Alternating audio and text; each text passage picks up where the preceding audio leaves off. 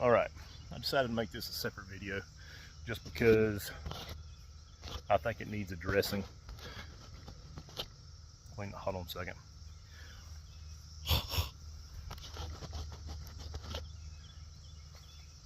All right, that's better. More bueno.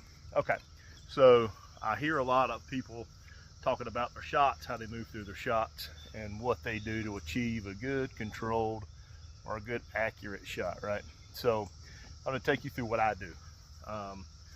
I run my shot based on verbal commands. I go from step to step in my shot process, and when I get through with a set of words or a phrase, that allows me to go from step 1 to step 2 to step 3, that type of thing. I know some people with a 10-step shot process. That ain't me, bro. I can't do it. My head, if you could put a microphone in there, it'd be like, rah, you know, through the whole shot. So I have to have a very short, a very easy to follow shot process. So I do 3 steps. I load arrow, and this is all subconscious, something I do all the time, so it's muscle memory as you were. I dress the string. We're shooting longbow with arrows, so of course I'm going to bump the knot. There's no string walking for me in this class.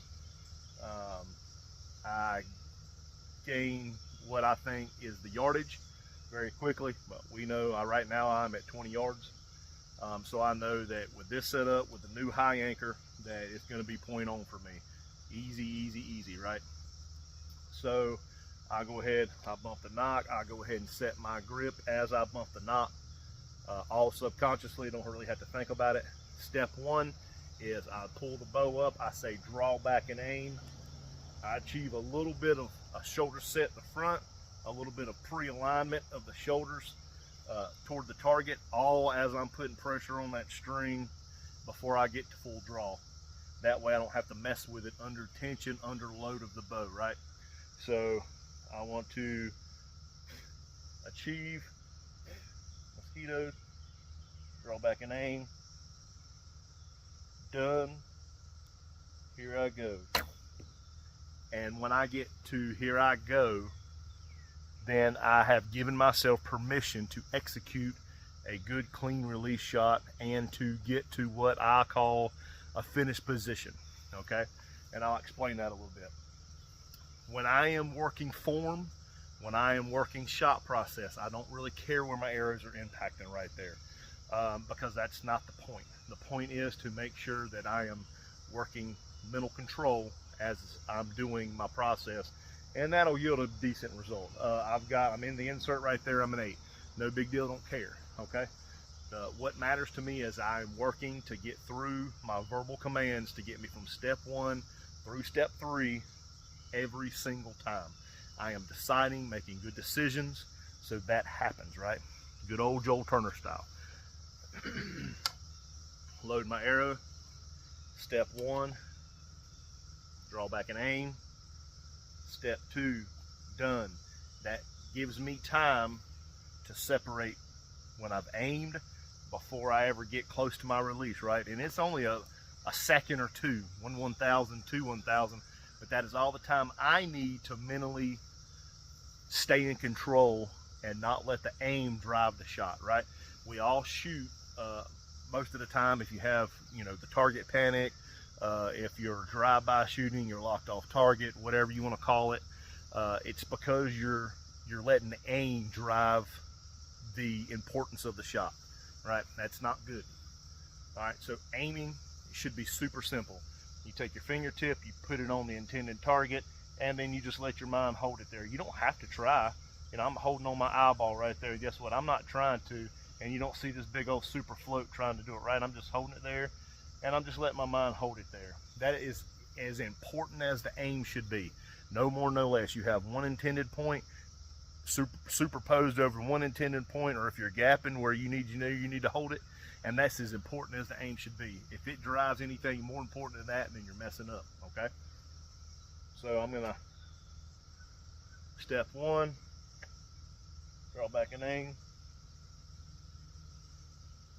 Step 2, done. Step 3, here I go. All right, here I go.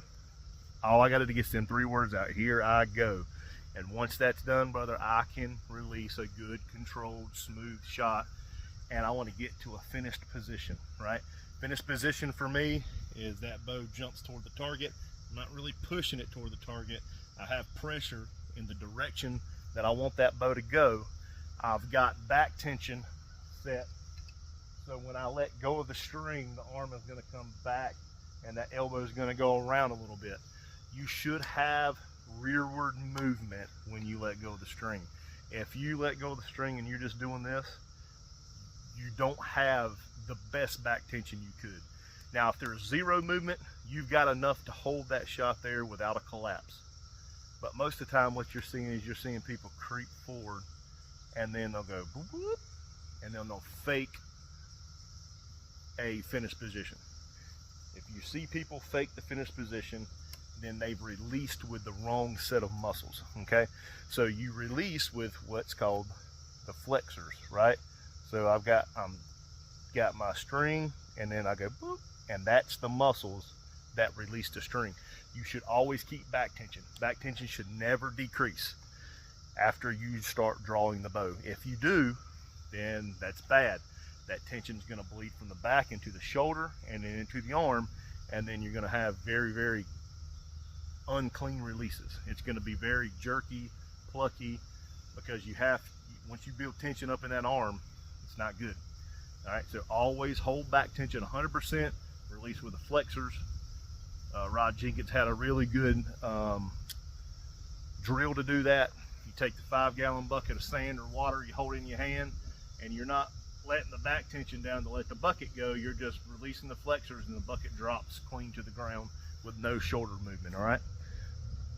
If you have proper back tension, when you release the string, your hand is gonna come back. I'm not saying it's gonna come back and grab a golf ball off your shoulder. I don't do that. I don't play golf a whole lot, so no golf balls off the shoulder for Paul. Best I wanna do is my finger finish at my earlobe. That's my finished position on the string side. Arm up, bow jumps forward, not this, not that, not this after the shot, right? I want a good, solid foundation to shoot the arrow off of. Step 1,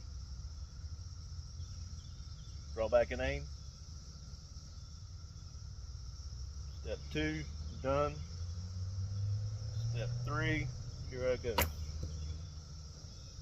All right, finished position. All right, I'm gonna go grab them arrows. I'll be right back. All right, I'm gonna shoot 3 arrows down there. Turn the camera around so you can see the peak. I'm shooting at 20 yards, utilizing the same shot sequence and everything. So you'll hear me go through my shot sequence out loud like everybody does that stands beside me. And we'll see what happens. Here we go.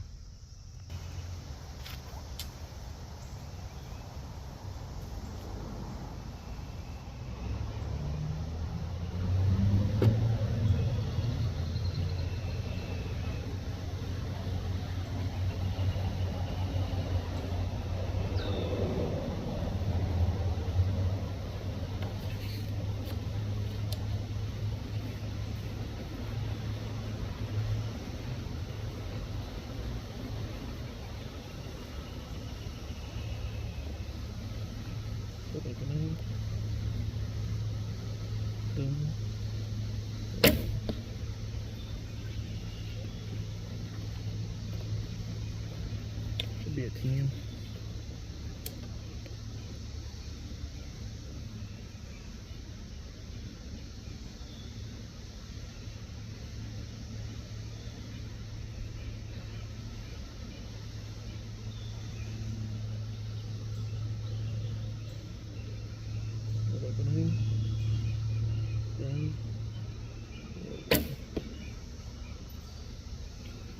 Gonna be a, I don't know, 10, low 10, possibly.